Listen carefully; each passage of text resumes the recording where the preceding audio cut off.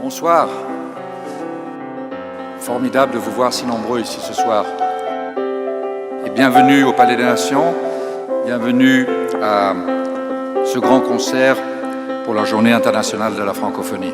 La francophonie, c'est un espace linguistique et politique qui aujourd'hui couvre 84 États, dont 54 sont des membres de plein droit, sur les 5 continents. Donc c'est un espace considérable qui est structuré autour d'une organisation dont les fondations ont été jetées il y a plus de 50 ans maintenant par de jeunes chefs d'État africains et un souverain asiatique.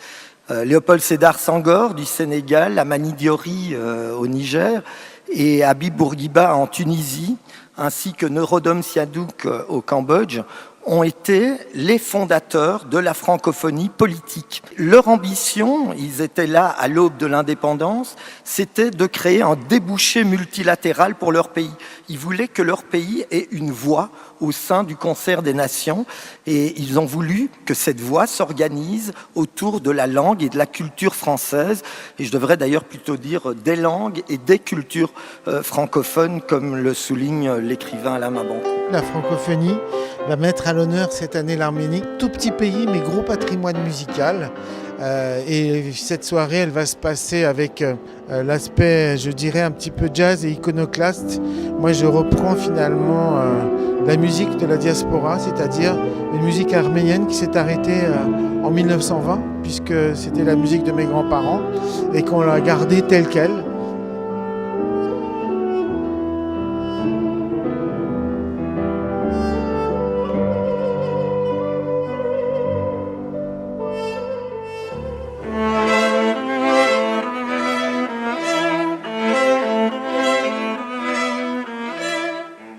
C'est l'Organisation internationale de la francophonie, c'est la représentation permanente de la francophonie qui a eu l'initiative d'organiser cette soirée pour honorer l'Arménie, pays hôte du prochain sommet de la francophonie.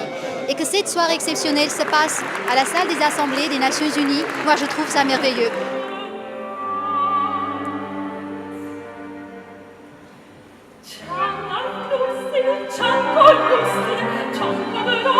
Je suis très heureuse de participer à cette soirée. En tant qu'arménienne, c'est assez touchant de chanter de la mélodie arménienne. J'ai pas tellement l'habitude parce que je suis chanteuse d'opéra. Et là, c'était l'occasion et c'était un grand plaisir.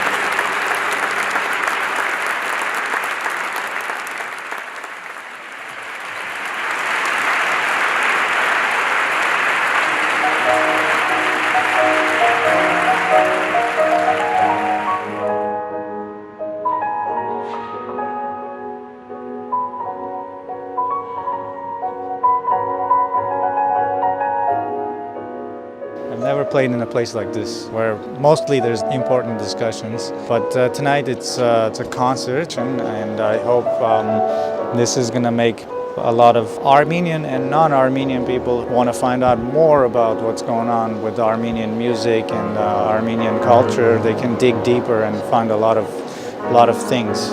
Yeah. Je suis en famille, c'est les ambassadeurs. Donc, ce sont mes confrères. En même temps, c'est le pays où nous vivons, la famille. C'est la Suisse. Voilà, puis c'est assez amusant de ce que je vais faire là, puisque la dernière fois où j'ai eu une chose comme ça, c'est quand le pape était en Arménie et que je lui ai demandé quelle chanson il voulait que je chante. Il m'a dit, chantez ce que vous voulez. J'ai dit, vous voulez en italien, en français ou en anglais? Il m'a fait en français. Il était polonais, on ne le voulait pas. Et alors, ça fait deux choses tout à fait différentes, des choses qui sont inattendues, qu'on n'a pas l'habitude d'entendre dire un tel est venu chanter avec tous les ambassadeurs ou avec le pape. Mais j'ai beaucoup de chance dans la vie parce qu'il m'arrive des choses qui n'arrivent pas aux autres. Voilà. Donc tout ça, ça fait mon bonheur, en espérant apporter un peu de bonheur aussi pour le public. Souvent il m'arrivait, devant mon chevalet, de passer des nuits blanches, retouchant le dessin de la ligne d'un sein, du galbe d'une hanche. Et ce n'est qu'au matin qu'on s'asseyait enfin devant un café crème, épuisé Mais ravi, fallait-il que l'on s'aime et qu'on aime la vie.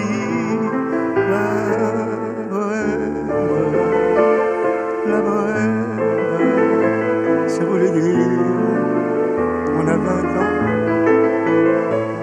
La bohème. C'était une soirée extrêmement émouvante parce que sous le couvert et sous l'organisation de la francophonie, on a eu droit à toute une série de témoignages humains, de talents culturels, de pages d'histoire. C'était extraordinaire. En haut dans l'escalier, je cherche l'atelier dont plus rien ne subsiste. Dans son nouveau décor, Montmartre semble triste et les lilas sont morts. La bohème, on était jeunes, on était fous, fous mais jeunes. La bohème, ça ne veut plus rien dire du tout.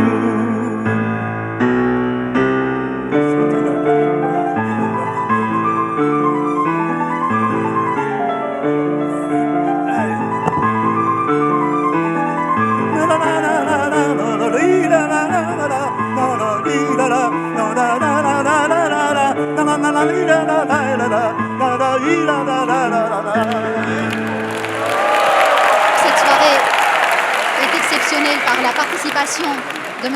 Aznavour, qui lui seul incarne ce lien entre l'Arménie et la francophonie, qui est un symbole de la francophonie. Et je voudrais rappeler qu'avant même qu'il reçoive le titre officiel de l'ambassadeur de l'Arménie à Genève, avant qu'il soit nommé, il était déjà mondialement connu comme ambassadeur de la langue française.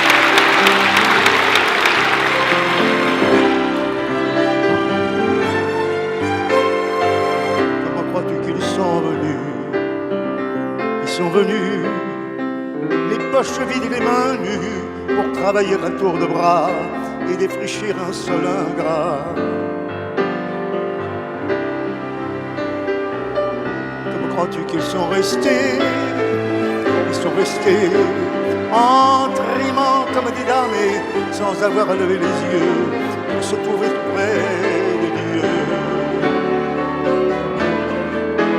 Tous ensemble, ils ont battu plein de ferveur et de vertu. Tous ensemble, bâti un temple à temps perdu. Comment crois-tu qu'ils ont tenu?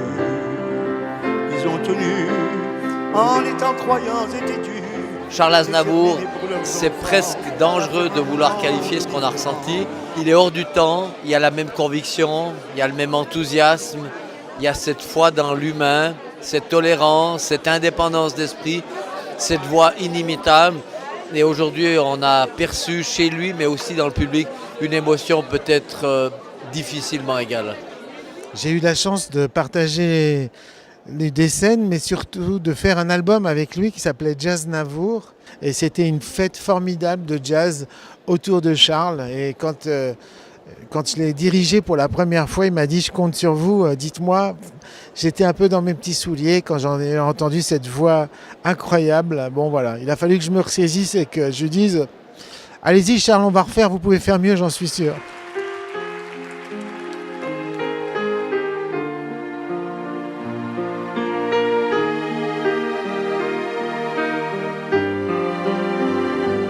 Hier encore,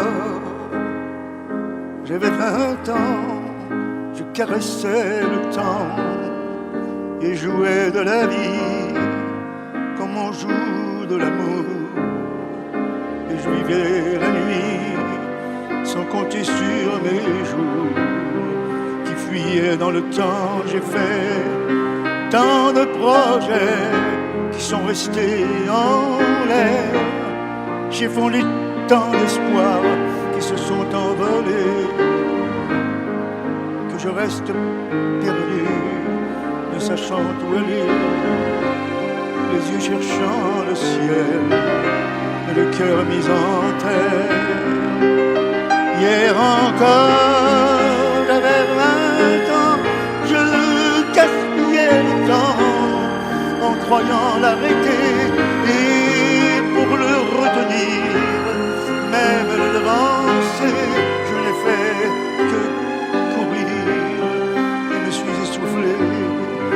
ignorant le passé, conjuguant au futur, je précédais de moi toute conversation et donnais mon avis, que je voulais le bon pour critiquer le monde avec des involtures. Hier encore, j'avais 20 ans, j'ai perdu mon temps à faire les folies qui me ne laissent au fond rien, non, rien de vraiment précis, que quelques rides au front et la peur de l'ennui, car mes amours sont mortes avant que d'exister. Mes amis sont partis et ne reviendront pas. Par ma faute, j'ai fait le vide autour de moi. J'ai gâché ma vie et mes jeunes années, du meilleur et du pire, en jetant le meilleur. J'ai figé mes sourires et j'ai glacé mes pleurs. Où sont-ils à présent? À présent, mais